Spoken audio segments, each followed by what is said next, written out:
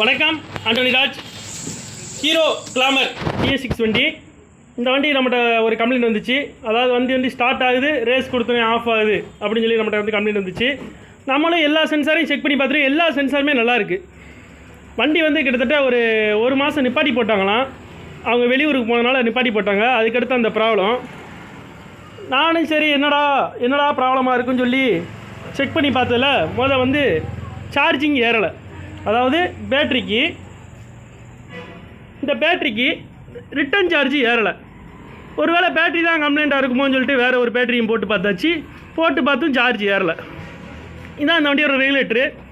இந்த ரெகுலேட்டருக்குள்ளேயே நம்மளுக்கு இதில் ஃபியூல் பம்பு எல்லாமே இதில் தான் கொடுத்துருக்காங்க. இதில் நம்ம கழட்டிட்டாலே ஃபியூல் பம்பு வராது, இன்ஜின் செக் லைட் எரியாது, எதுவுமே எரியாது. நம்ம சரின்னு சொல்லிட்டு ஏறலை, எதனால் ஏறலை அப்படின்னு சொல்லி ஒன்று ஒன்றா செக் பண்ணி பார்த்தோம்.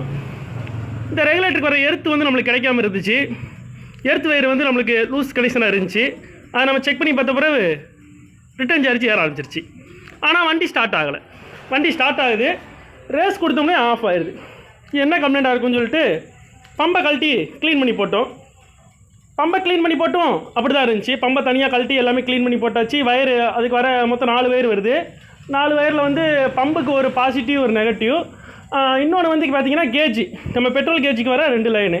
அந்த 2 லைனுமே நல்லா வேலை செஞ்சிச்சு. நம்மளுக்கு ப்ளஸ் மைனஸ் இருந்தாலே போதும். பம்பு ஓடுது, ஆனால் ப்ரெஷர் நல்லா தான் இருந்துச்சு. சரி என்னடா இருக்குன்னு சொல்லி ஒன்று ஒன்றா செக் பண்ணி பார்த்தோம். அதுக்கடுத்து நம்ம ட்ராட்டல் பாடியை தனியாக கழட்டிட்டோம். இந்த ட்ராட்டல் பாடி பார்த்திங்கன்னா ஈசியோடு சேர்ந்து வருது. இதோட ரேட்டு 8000 ரூபா. இந்த ரேட்டு ட்ராட்டல் பாடியை மொத்தமாக கழட்டி க்ளீன் பண்ணி போட்டோம். ப்ளக்கையும் கழட்டி பார்த்தோம். ப்ளக்கு நல்லா இருந்துச்சு. கரண்ட்டும் நல்லா வருது.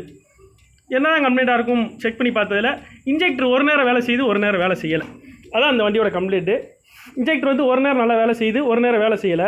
ஒரு நேரம் ஸ்டார்ட் ஆகுது, ரேஸ் கொடுத்தோன்னே ஆஃப். ஃபியூல் பம்பு பார்த்திங்க அப்படின்னா ரொம்ப நாள் நின்றதுனால ஸ்ட்ரக் ஆகிருக்கு. அப்புறம் அந்த பம்பை ரெடி பண்ணி இந்த வண்டியை ஸ்டார்ட் பண்ணி ரெடி பண்ணியாச்சு.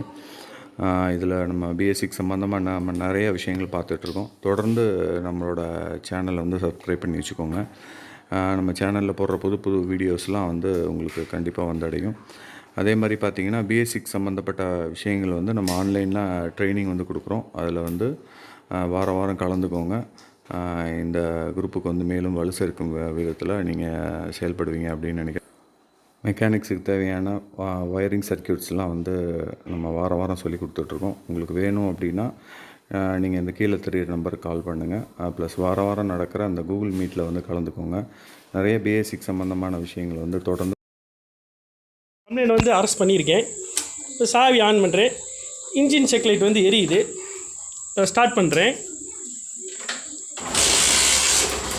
ஸ்டார்ட் பண்ணி இன்ஜின் செக் லைட் ஆஃப் ஆயிடுச்சு. ஸ்லோ ஸ்பீடும் நல்லா கரெக்டாக ஓடுது. ஹீரோ கிளாமர் வண்டி. ஓகே, நன்றி நண்பர்களே.